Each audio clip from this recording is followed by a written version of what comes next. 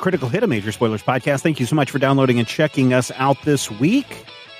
Rodrigo, I had no idea that creepy mechs on the moon could be scared of things. Yep. At least, definitely to your anthropocentric cognition, it seems like they're scared. It could just be that they got some sort of different command for some reason, but they looked scared. Yeah. I'm interested to see what happens next. Yeah, so last time... On Critical Hit. Our intrepid heroes had managed to find a second entrance into the facility that they were looking for on Infanzon's blue-green moon Ingrata. This entrance is under a bunch of brambles, much more accessible than the last one was, which was underneath a ton of vines, underneath like basically a giant reservoir. And it doesn't take long for you guys, once you're not being shot at by space robots, it doesn't take long for you guys to dig your way down. And pretty soon you've basically kind of made a bowl around the entrance that is, with a light enough slope that you guys could potentially walk in and out. And there are some a big hatch that, you guys can, a single mech can easily walk through at a time, is open. Nice. And there you guys are. Can we do, or should we do any repairs before we enter this next space? I mean, we could enter the hatch, and then that way there's potentially a bottleneck for anything that decides to double back and come after us. Okay. I guess we enter. Okay. All right. What is Bisk doing during this entire time?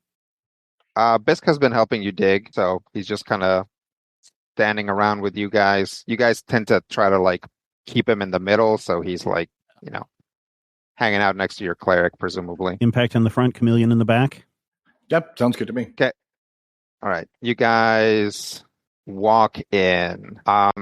As you cross the threshold, your instruments start picking up a lot of radiation. And I don't necessarily mean, what we conventionally as laymen would refer to as radiation. I mean, there's just a lot of radio waves, some actual potentially harmful radiation, infrared bursts and things like that. There's just a lot of noise in here. Once you get inside, you find yourself to be in another vault like the last one, except this one appears to be a lot smaller, but not shorter. The ceilings are still very tall. As you walk in, your mechs, you can stand, a few feet apart from each other without too many problems, but there do seem to be here some kind of fabricated walls built into this installation. They're not super thick concrete like the outer walls. These are very much clearly meant to be, separators more than anything. Does it look anything like what the barricades were making outside? No, the building itself kind of does. Okay. Yeah, these are made out of a different material, so who knows what made them and assembled them. The outer walls are super thick concrete, or future space concrete. That's better than concrete, but from your experience, and definitely now that you're inside and picking up all this radiation, you know that radiation, basically electromagnetic waves, don't penetrate this very well. That's why you were having trouble communicating with Bisk when you were on the other side, and why you weren't picking up all of this electromagnetic stuff until you walked through the door. Any signs of threat? Nope, not here, or not immediately, at least. Does this look like a storage room like the last place we were at, but just with walls, or is this this looks more like an office space? It looks more like an office space. Definitely closer to an office space than storage. There's a hallway that you can walk down. We'll say almost straight on, like it's just kind of like offset from the entrance a little bit.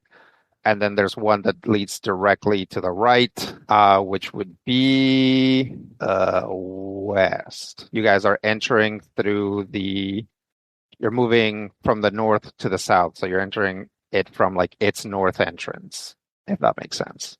Yeah, so there's an entrance to the north, entrance to the south, entrance to the west. There's an entrance.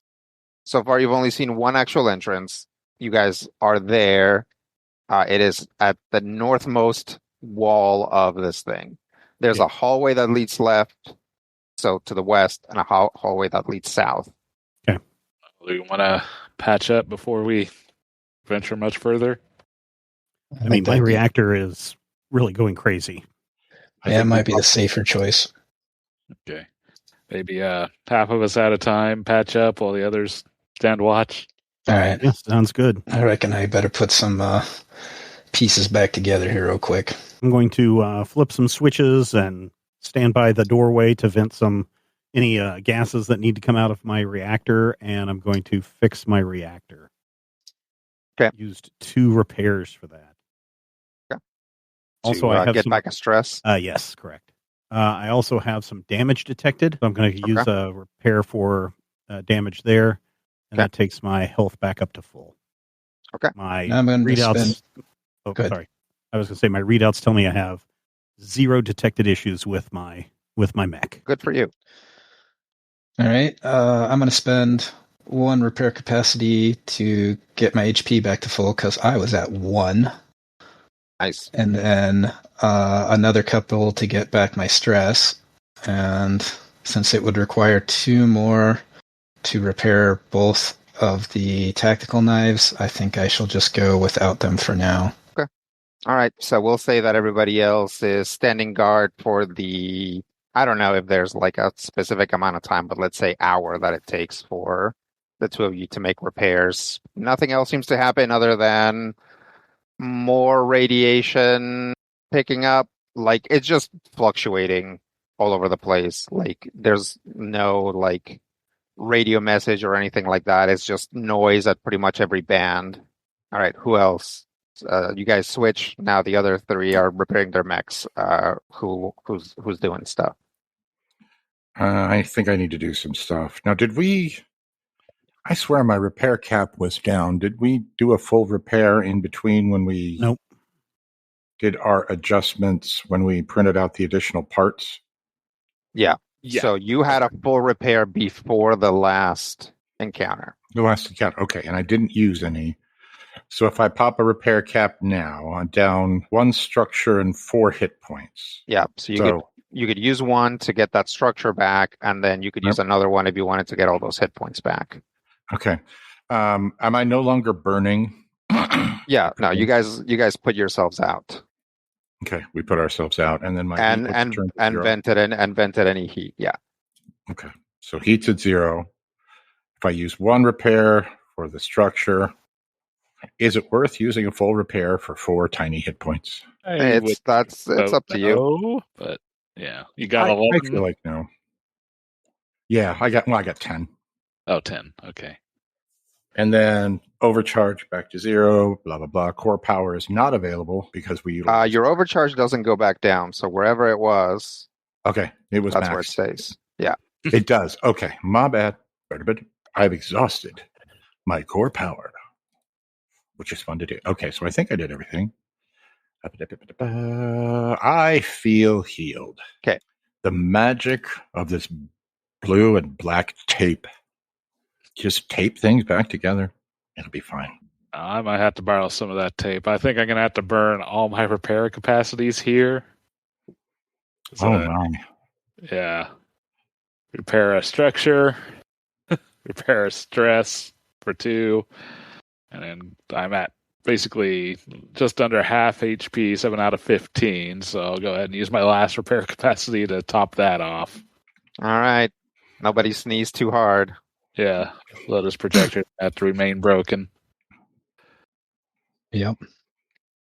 Can we use our repair capacity on each other? Like, Only if we're like, Yeah, only if a mech was destroyed, okay.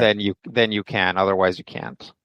So if he was completely destroyed, we could help him get back to. Yeah, each of you could basically donate one repair cap to get him back up. it's kind of pricey. Yeah, all right. That it for you, Brian? Yeah, that's it for me. Okay, Rob, you're the last one. Yep. Okay. Use the one repair to put my HP back up to full.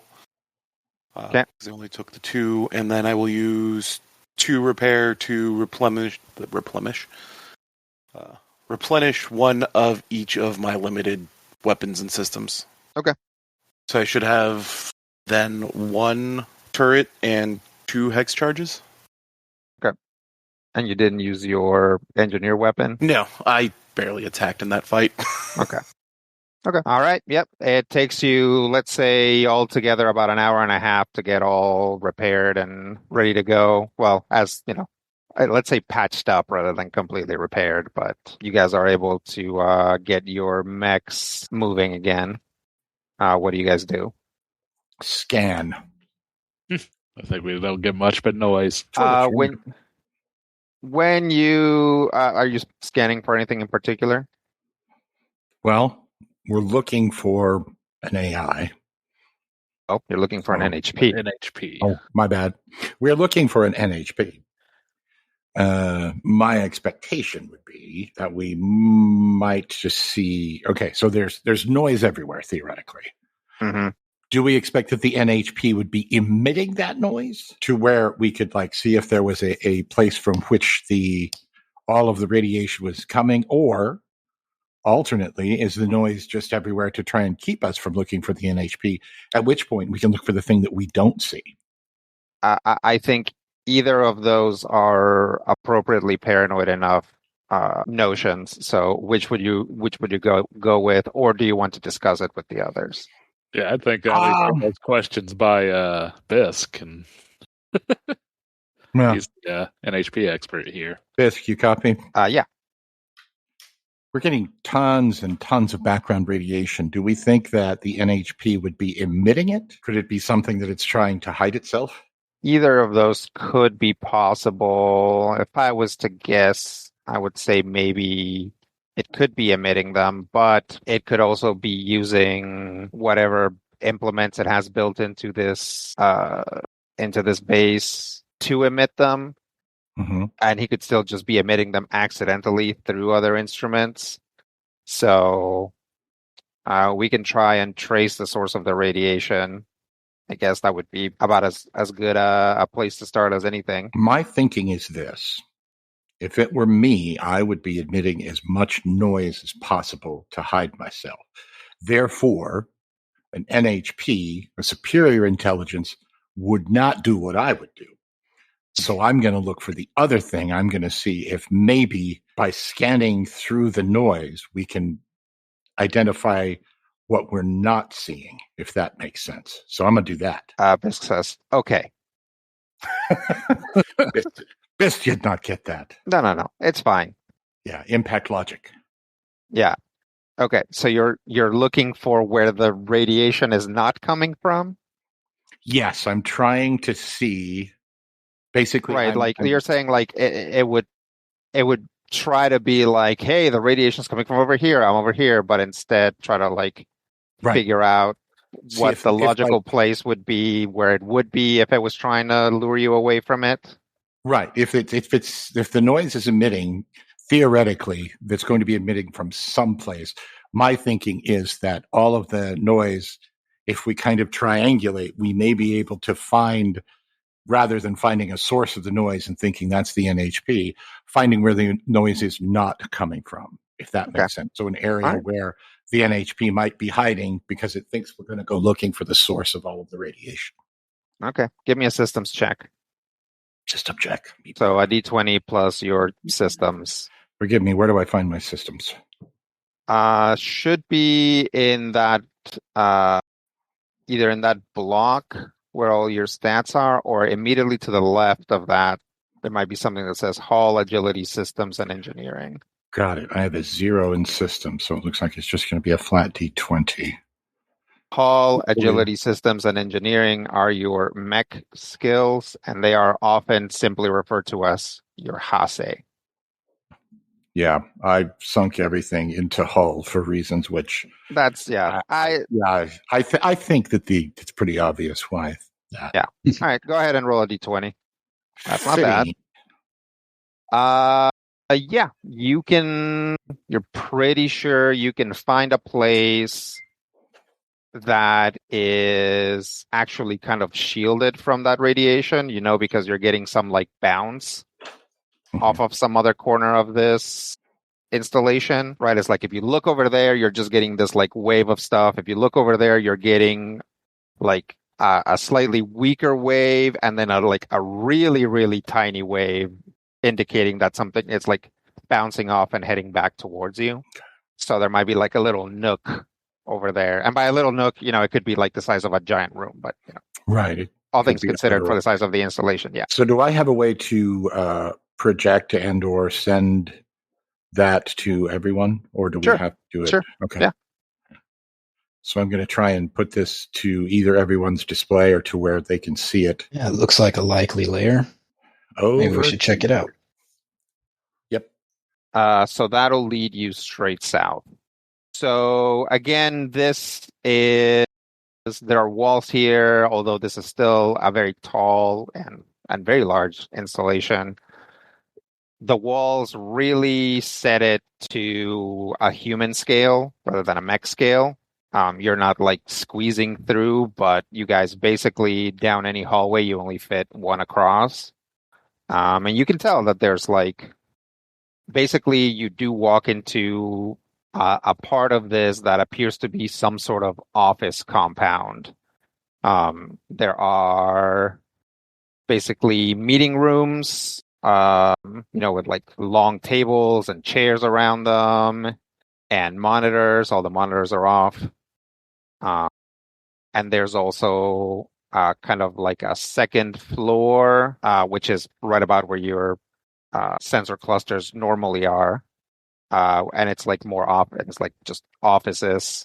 You do spot a bathroom, so that's something. And as you continue heading down, you arrive at an area that is sort of protruding, that has like the thick outer walls that are like protruding into the presumably just square that is this installation, with a like human-sized pair of double doors leading in.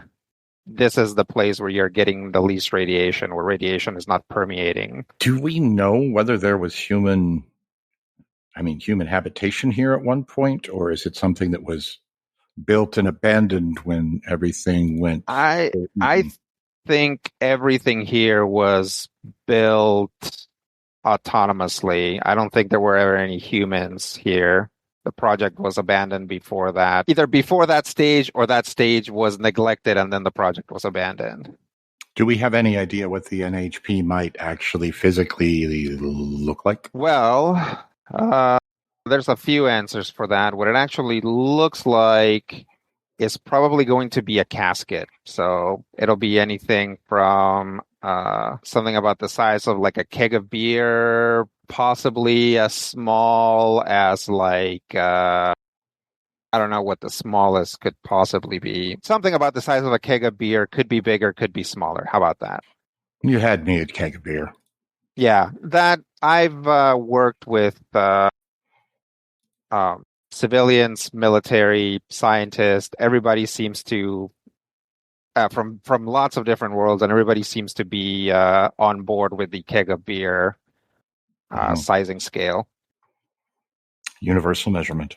Well, if you think that he's hiding in here because this is the area that's most shielded, we can't go in here with our mechs. This is like human-sized. Do you suppose he'll be armed or have some kind of defenses inside? He's probably not armed as such. but he might have abilities that are harmful and dangerous. I don't think a turret is going to pop down from the ceiling or anything like that, because that's not really in the building plan. I don't think he would be able to use something that wasn't in the building plan originally, but I could be wrong about that. Do we He have has repurposed a lot of other things. Yeah, and that's mostly what it is repurposing. This is why I don't think that a turret will drop from the ceiling unless he's figured out how to turn something else into a turret, which I guess he did out there, so... True. Yeah, maybe some fire suppression systems or something. Yeah. Does anybody have a guess on the over and under of us getting turned into boiling lard if we go out in our hard suits? The hard suit should protect you from this radiation. Okay. Well, I guess I'll give it a shot. And I'll What happens if I kick down one of the walls with my mech? If you what? Kick down one of the office space walls with my mech. It immediately crumbles. It and the space, either below or above it, depending how you hit it, just collapses, making tons of noise. So you destroy a boardroom and a bunch of offices. Cool. Any kegs of beer in there? No, just mostly busted up glass and chairs and, whatever the clothy plastic is that makes up these walls. It's got kind of like, now that you've seen them torn up, it has kind of like an egg crate thing going on inside, probably so that, you get some like privacy, but does like sound just doesn't travel directly out of it. Are we concerned about stealth? Not anymore. Not anymore. I kicked down another wall. Okay, collapse another set of offices and a boardroom, another meeting room. These people have way too many meetings. I don't think anyone was ever here. All of the meetings were actually some sort of email blast, but I will point out, I think we're hoping to use this as a headquarters, right? Oh, my bad. As I lower my leg from getting ready to kick in another wall. Maybe that'll discourage them from making us go to meetings all the time. maybe. I reckon they won't invite you. I'm fine with that. All right. So before some office carnage ensued, I think Tucson was thinking about popping out of his mech. Yeah. I believe Impact was considering going with him. Okay. Two of you open up your mechs. Yep. Jump out. Tucson has a mobility hard suit, right? Yep. What kind of hard suit does Impact have? Do we remember? Yeah, Impact has the basically the base gray suit that has the incredible damage to it, just taking a horrific beating. With probably the heavy one. Yeah, kind of. It looks for all the world like somebody pushed a suit of armor down the stairs a couple hundred times, with the exception of the pristine, perfectly cool-looking plexi visor, photo glass visor. Yep. Okay. Which is mirrored and awesome, and the CrunchCore logo on the chest because branding is important. Right. Okay. What do you guys do? I'll check the doors. Okay. Right. The doors have a pad. So basically a bunch of buttons and then also just like a big sort of touchpad below the buttons. This may be stupid, but I'm going to draw my revolver just in case. Okay. We're either going to have to hack our way in or make a bigger mess. Well, I mean, if we need to make a mess, we know where Chameleon is. We can have him kick down another door. I'm just afraid that it'd... Yeah, let's try it the subtle way first. Just in case they bill us for all the damages. It was that way when I found it. Okay. What do you guys do? All right. You're going to try and hack it. That's not exactly my strong suit. Maybe we'll ask Bisk to give it a shot, or I don't know. Bees. A couple of our partners are pretty good at it too. Does the door look like it's kicking-inable? No, this door is pretty solid. Okay. It definitely looks like it's damageable in the sense that you could easily damage it to a degree where it won't open. You know what I'm talking about? Yeah. Because this is one of those it's like sliding metal doors. So like if you like knocked it out of the track, it would be very difficult to get it back on, or if you bent it, it wouldn't go into the groove. Mm-hmm. I'll radio over Does to it have like bandwidth. a knob we can shoot or anything? No knobs, just a touchpad. Radio over to bandwidth. Hey, it has a bit of a touchpad system here. You think you can give it a old opening here, Jimmy it? We can see what we can do. I think Dr. Bees might be more of a hacker type. Huh? Well, Dr. Bees, what do you think? Fine, get out of my way. Absolutely. Hop out of the suit, walk over, or hop out of my Mac, walk over. Okay. Hacker fix. What do you do to interact with the pad first? Take a quick look at it, see what kind of input it takes. Yep, it has kind of a alphanumeric pad, a small screen that will just display like a single line of text at a time. And then below it, kind of a pressure sensitive pad that would fit like a human hand pressing against it. It also has some like inputs on the side, like future equivalent of a aux jack or some sort of data jack. Did it say anything on the screen when we interacted with it already? They haven't touched it. They haven't touched it? Okay. Yeah, I'm just going to try and use the pad and see what happens, because I might still need bandwidth on this due to the facility not being in a language that I actually know. Okay. Yeah. Sure enough. I mean, you're definitely smart enough to now you basically know how to count to 9 in whatever barbaric language these Union guys use. And 0. 0 to 9 you can count in. So what do? You just kind of poke at it a little bit? Yeah. Try the handpad through the pressure plate for the handpad and see what pops up. You press the touchpad and the door opens. Yeah, that was pretty quick. Just gesture. Good work. All right. Let's see what's inside. I'm going to go Pure in. hacker. I didn't even see him do anything. Yep. Going to go in 80s detective style. Gun across the top of the hand, just looking, just in case. Because if a jet comes at me, I want to make sure that I give it a chance to barrel roll. Okay.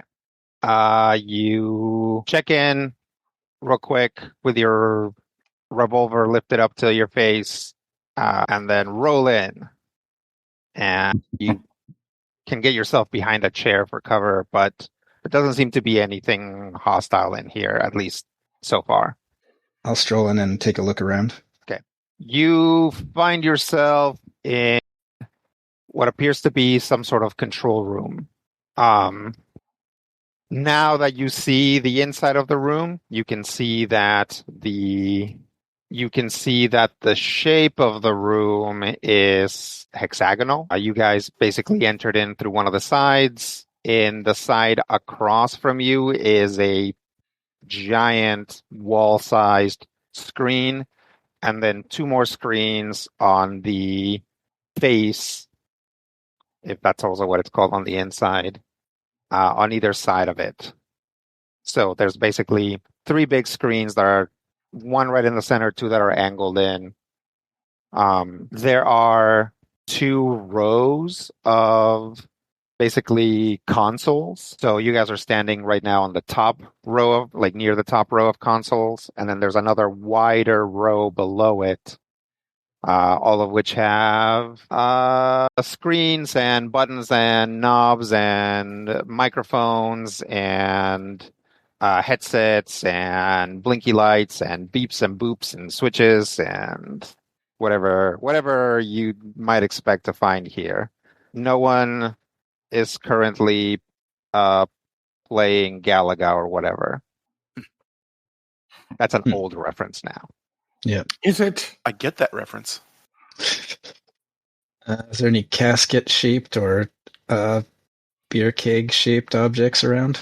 No beer keg shaped objects around. Only console and chair shaped objects, and overhead lights and monitors. I don't see anything around here. Not seeing what we're looking for. But none of the consoles are active? No, they're active. Oh, they are active. Sorry. What sort of activity? They're just they appear to just mostly be on standby. Like the screens are lit, but there's like nothing on them, and there's like, I don't know, indicator lights, some of which are on and some of which are off. Look around for one that could be a screen that could show like maybe a facility map. See if I can find something along those lines.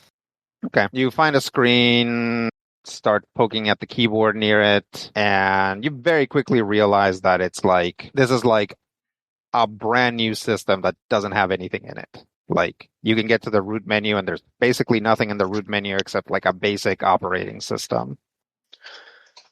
I don't think anybody's installed anything on any of these. They're just core operating systems and not much else. Could be useful down the line. Oh yeah, but I don't think it's going to find us where we're looking for right now. How big is this room? Between the sitting at the desks and maybe a couple people walking back and forth, it easily fits like maybe I would say up to 30 people. That's not necessarily meaning that there are like 30 consoles. There's just 12 consoles in various spaces. Yeah. If you assume to have people in the busy time like walking up and down the stairs handing stuff to people and bringing stuff in and blah blah blah, like you could easily have like a staff of like 30-ish people in here. Anything look like it might be cabinet sized or refrigerator sized that it might have? You guys can start looking around, open up the stuff beneath the consoles. There are some wall panels, but you mostly find wiring and like breakers and stuff. Is that wiring shielded? It's shielded by the panels. It's not like necessarily itself shielded. I was just checking to see if maybe there was some exposed wiring or stuff that was going off that might be creating all of this radiation noise, and maybe that's the source of our problem, but doesn't look like it. No. Yeah, as you look at the people that are in, as you look at it, potentially some of that radiation could be coming from wiring like this. It's not, but also a lot of this radiation is too hot for that. It would like melt these wires just because they would be acting as like resistors. So maybe my plan was so clever that I actually outsmarted myself, and we should go check the source of the radiation. Was there any other exits to the office room? No, there's only one exit that you can easily see. Is it the entrance into which we came? Yep. Well, does it seem to have like a suspended ceiling? No. It just has a kind of flat ceiling with some angled lights. Not something you could hide a keg under or over. Actually, that's not crazy. You guys could look because it's paneled, so there could be something up there. The desk look like they would hold an impact in a hard suit? Maybe. There might be like an axis, like little stair rungs up against one of the walls, so you wouldn't necessarily need to do that. I bet I could use that to climb up and check in the escalated elevated ceiling. Yeah. I'm going to do that. Okay. You do that, pop your head up there. Lots of wires. Nothing keg-sized that you can immediately see, although there are some access, passageways that a human-sized person could, crawl through. Like, clearly for maintenance. We've got ductwork. that makes sense for an underground facility. Yeah, but it does make it a lot more complicated to try and figure out where one might be hiding one's NHP. Yeah. I think we check obvious first, and then we crawl around in ducts. Hey, obvious is my middle name. Well, we can come back to that, but let's check the other passage first. Yeah, we'll just leave this tab open and come back if we need it. So I will climb down. I'll hop back in my mech and head back the other way. Yep, doesn't look like he's here. You are remember when you came in, you could have gone south or west. Mm-hmm. You've now gone pretty far south. There is where you're at, an east and west passage, and also further south. So, just east and west. Sorry, just east and west. Yeah, because So if we south go- is. So Yeah, explain south this is again. the- So we went into the office compound and we go south, and that's the hexagon control room thing. And then there's a path east and west. And had we gone west, north of here, we would have been going the other direction that we could go. So if Correct. we go west here and then north from there, we'll wind up. Yeah, where presumably it's very reasonable to think that you would end up pretty close to where you would have if you had just gone west. And it's not crazy to think, hey, maybe this all connects, because it does seem to be some like human scale stuff that should be accessible. So I say we head west and then north is necessary. The other half of the facility that we were in, what direction is that from where we're at? west. West? Okay. You guys head west. Mm-hmm. All right. You guys move west. Here there are, down these hallways, there's just like walls. It's possible that there's meant to be something else here and it just wasn't finished. And eventually you get to a wall and a basically T intersection that'll take you either north or south. I said north would be back where we had come from, potentially. North would be theoretically where we would have ended up had we gone west from the original room. Yeah, you guys came from the northernmost point. Basically, think of it as north center. You guys could have gone left to go west.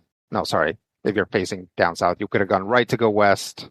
Instead, you went forward to go south. And now, if you're still facing that way, you've made a right to go west. Now you are at the southwesternish wall, or corner, we'll say.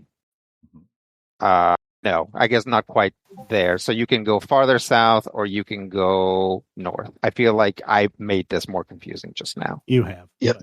We'll go north. Okay, you guys head north. As you head north, again, there are more just kind of walls that were possibly even meant to be the inner walls of rooms that just weren't put together. And eventually, as you head north to the west, you see a big, a big bunker set of doors. That To the looks west. interesting. This is you are at the westernmost wall of this place. Yeah. The walls here look Yep. like big concrete super walls. Any signage? Yeah. There's a pad, and the pad is displaying something. What does it say? It says tunnel flooded, collapse imminent. We've seen this. Okay. Yeah. Okay. We know how that connects. All right. Go back south. Okay, head south. Go back south again. So when you get to the intersection that you've already been to, you head south again? Yeah. Okay. You get to another big concrete wall with a big entrance that has a lighter set of, still big metal doors. What does the pad say on this one? The pad is not displaying anything. Try to open it. Camille gets out of his mech and tries to open the pad. Sure. Okay. I did have that big pokey stick that I printed out earlier. That's the problem, is it's too big of a pokey stick. You Oh, need a darn human-sized it. Okay. pokey stick. All right. But once you interact with the pad, the big gates open, or like the big metal doors open. And you can look inside and see what appears to be a massive storeroom. Like a warehouse type thing. It is really big. And it has tons of stuff. Closer to the door, stuff is in shelves, but you can see past it that at some point the organization broke down and there's just crates and crates and crates of stuff just stacked to the ceiling. Any of them that say pattern B hex charges? Not that you can immediately see. Any of them that say to be examined by top men? I don't think so. Okay. Any of them that have a burned image of the Ark of the Covenant on it? No. Also, if you peek back outside, there's not a big 13 on the on the door, and nothing has That is any. just a letter B. Yeah, nothing has any SCP files attached to it. It says B Arc. That's weird. So what are in some of these packages? In some of these boxes, if bandwidth comes in, can tell you are rations. There's lots of rations. There's also materials for smaller printers. So not for the big printers that print mechs, but a printer you might use to print a tool or a piece of clothing, or maybe the chunks of a small appliance to put it together.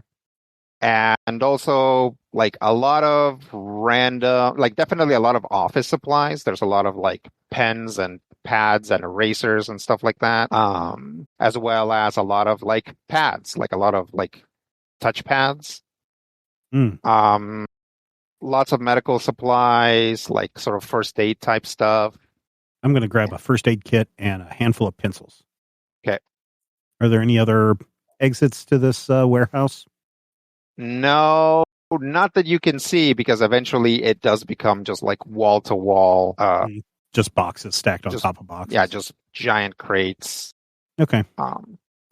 Yeah, and when you walked in and you look at the crates that are in here, they haven't been touched. They're up until you opened one up and got some office supplies out of it, they had never been messed with.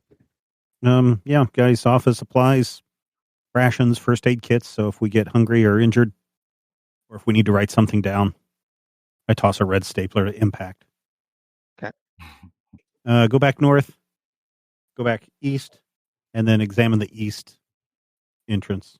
You go back north, head east, you arrive at the hexagon again. So there is no other thing to the east. No, there is. Okay, that's what I want to examine. Yeah. You start heading east. I'm in my mech, by the way.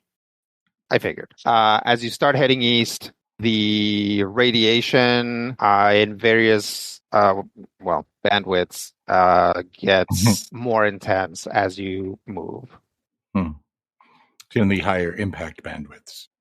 And as you continue moving, you start to pick up something else. It sounds like a voice. Is it speaking in a language we understand? Yes. It seems to be kind of babbling something. It's not being it's a little mumbly, and it just kind of sounds like it's just kind of going around and around saying similar things. It's hard to make out because its actual sound, you're not picking it up in your radio or whatever. Your mech is picking that up as ambient sound. So from where you're at, as you walk forward, you just hear kind of Anybody want to respond? hang on. Bisk says. It sounds like, however Melvin is manifesting himself, it might be up ahead, which means it's something that he is generating to be interactable. This may be his main interaction point. Oh, good. You go first. He kind of scooches forward a little bit and he says, no, I need you guys to cover for me. Yeah, absolutely. He kind of takes his place back in the middle. Just move carefully. All right. Is this hallway wide enough for us to be more than one abreast? Not quite you can kind of do it if like say if it's impact on Tucson up front, you guys are kind of like making a letter T, like one of you is like full face forward, the other one is like turned to the side. You can have two people in front. It's not super comfortable, but when you're fighting very frequently, you turn your right. It's like you turn your shoulder to your opponent so that your profile is lower. So it's also not like a terrible way to move if that's what you wanted to do. Or you could just have somebody up front and then maybe like sort of like stagger yourselves like left and right. You know what I mean? So that you're like kind of like making a little zipper or whatever you want. So you can still have some area to shoot if you wanted to shoot. That sounds like a good plan. I mean, I can take the head of the zipper. Okay. That's not right. That's fine. The top. Yeah. Okay. You guys stagger yourselves. So still impact up front and Tucson. Then we'll say Bisque, then Dr. B's, then Bandwidth. Is that how we've been doing it? Yeah. Oh, and then Chameleon. Bringing up the rear. Yeah. Mm-hmm. Okay. You guys take a few steps forward, at which point Impact can see into another wide hallway, and he sees the following. There is a moon makeshift automaton that appears to be inoperable. It's like it's not moving. It doesn't have any flashing lights. Like its joints and stuff aren't engaging, so it's just kind of floppy. And it is being kind of moved around harshly enough that its legs and head and stuff kind of flop, on their joints. It's not like, it's still made of like hard metal and plastic. Just kind of like back and forth. And above it is a kind of globular sphere that is blue and translucent. It's not like a perfect sphere. It's kind of, slightly an oblong, and it is, like transparent and kind of goopy looking. And at the front of it, there is a big eye, a single big eye that is focused on the thing like very intensely. The eye is like open all the way up or as wide as it can be, and it's doing that thing where it's like kind of like jittering around as it's looking at it. And Impact can also hear it say, where is it? Where is it? Where is it? Where is it? Where does she put it? Where did she hide it? Where does she hide? Hide. And every time he says that, at first his eye splits like it's undergoing mitosis into two eyes. Then one of those splits again so that there's three eyes. Then there's 5 eyes. Then there's 7 eyes. Then there's how many eyes, class? 11. Correct. 11. Then 13, then 17, and then it all kind of collapses back into a single eye. Prime. Yeah. At which point it kind of starts babbling again. It does not appear to have noticed you. I got eyes on Melvin, and there are a lot of eyes on Melvin. Now, gonna have to move in very carefully. There's a lot of us. It's hard to tell if and what he would perceive as a threat, but, and then you hear from your comms, you hear, who is it? Who's there? Who's there? And, Impact, as you were saying this, maybe you look down at your screen, and then when you look back up, you see that the eye is on you. At which point, all of you, your mechs are lifted off the ground, and you start slowly drifting towards this eye, floating globular eye thing. Hey, Melvin, right? Mm-hmm. Who are you? My name's Cherry Gum. Everything's okay. Everything's cool. We're not here to hurt you. Mhm. You think you could put me down for a minute? Put you down? What is you? And he literally he jerks you forward and jerks Tucson forward and jerks who's the next person? Bisk. Yeah. And basically shuffles you, puts Impact behind Bisk and then Tucson back between Bisk and Impact. So I'm going to raise my hand, okay? This one is me. You see my hand moving? Just I you get move shuffled my back to you get shuffled back to the front. Oh, hey. Oh, wow. Okay. Impact, that's good. I need you to keep talking to it while I locate its casket. Okay, some quick tips. Talk about whatever it wants to talk about, or he wants to talk about, and don't let him know that you're a biological organism, because the second worst thing that could happen is for him to realize that and lose interest. Got it. So, Melvin, Mm-hmm. are you looking for something? What are you looking for? Yes, I don't know where she put it. Can you tell me what it is? Maybe I can help. The secret to the location, and again, its eyes split up and kind of start to cover the whole surface of its head, globule thing. And when he does that, you guys just get waves of weird radiation, just making your sensors freak out. Yep, just Okay. needles and bars going crazy. Is it a physical thing or like a file? Could be a file. Could be a file? Could be a file. Could be a file. Could be a file. File. Who is File. she? It's a file. It's a file. Could be a file. Tell me what you know about files. I'm a fan. You put things in them. I have a lot of files. Okay. Who do you guys, says Bisk, who here thinks they're the physically strongest guy? Oh, damn. I reckon there's a few of us that could probably win an arm wrestling contest. Okay. Well, it can't be Impact because Impact's talking to it. Sure, I'll give it a shot. Probably Tucson, yeah. Okay. All right. I think I know where its casket is. So when I give the signal, we need to eject from our mechs, and hopefully that'll break us out of this gravity hold, because I don't think it knows that we're people. And then we'll make our way over to our casket, and I need you to help me repair it. All right. Okay.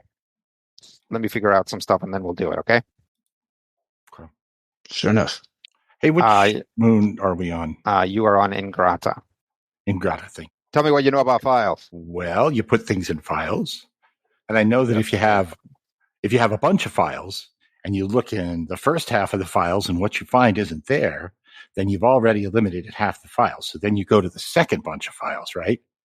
And you split it in half, and you look in the first half of that files, and if it's not in there, then you go to the remaining half. But if it is in there, then you just split that in half, and then you keep looking, and you open each file, and you look at half the files, and if it's not there, then you look for it somewhere else.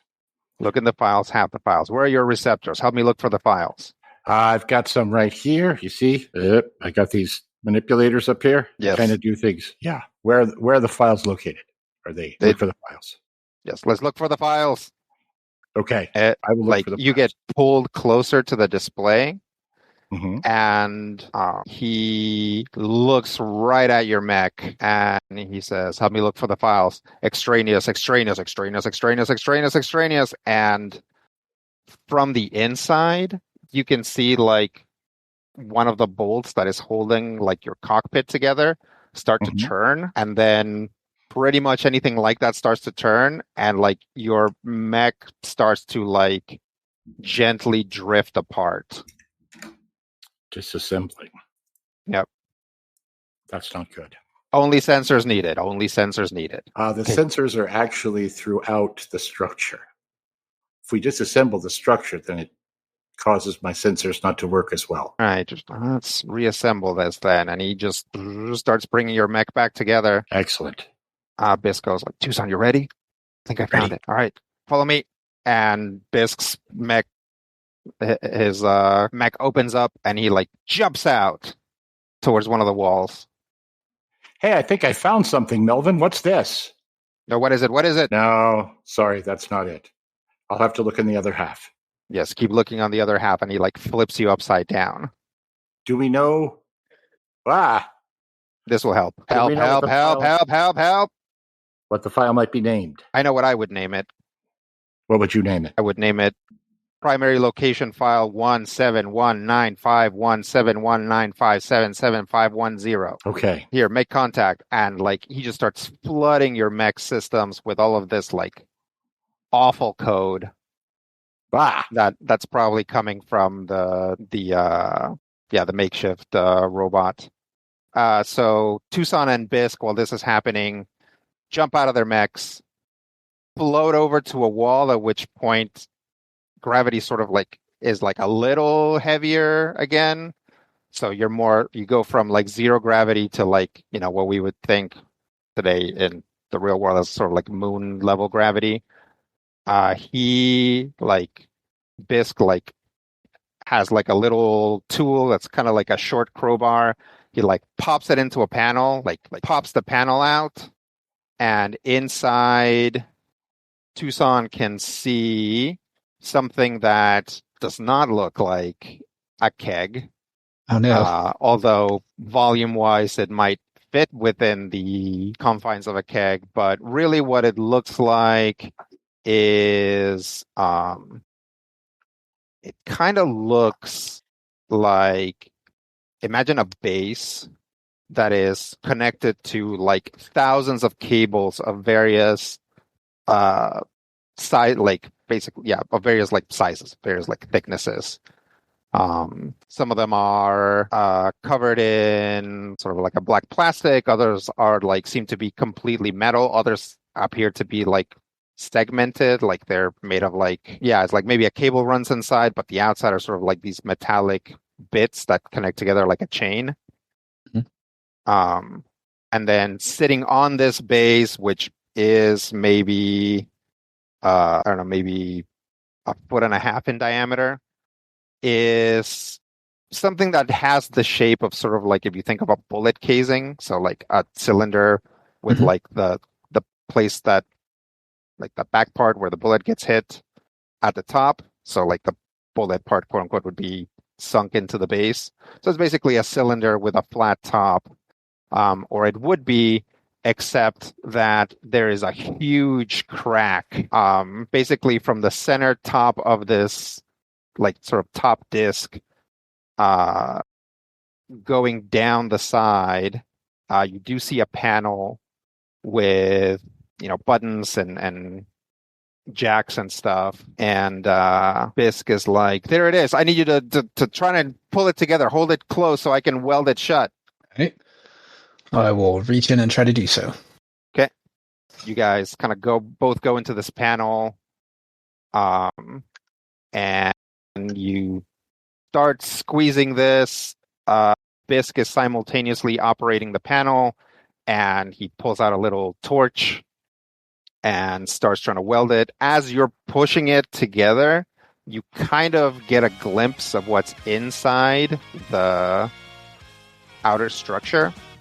You're not going to remember what it was later, but you are going to remember that it made you feel really weird. A little too much eldritch math in there. Yeah. As this is happening, all of the mechs, including the makeshift mech, like regain normal gravity.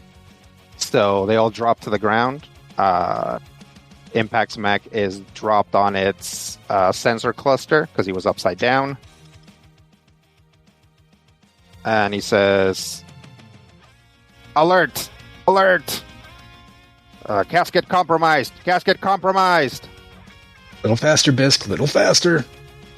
Basically, as you start to push it close, you see a light emanating from inside, and it just gets brighter and brighter and brighter. Like, everybody who still has access to their instruments, like, they're just going nuts. And the light just gets brighter and brighter and brighter. And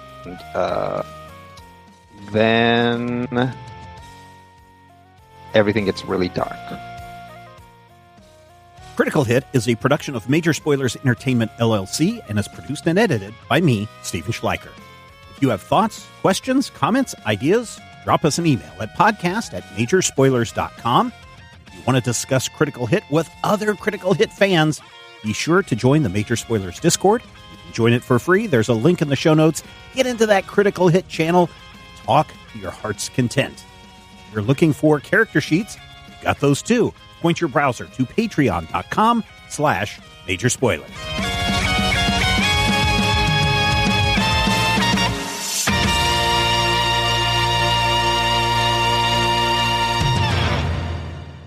This podcast is copyright 2026 by Major Spoilers Entertainment, LLC.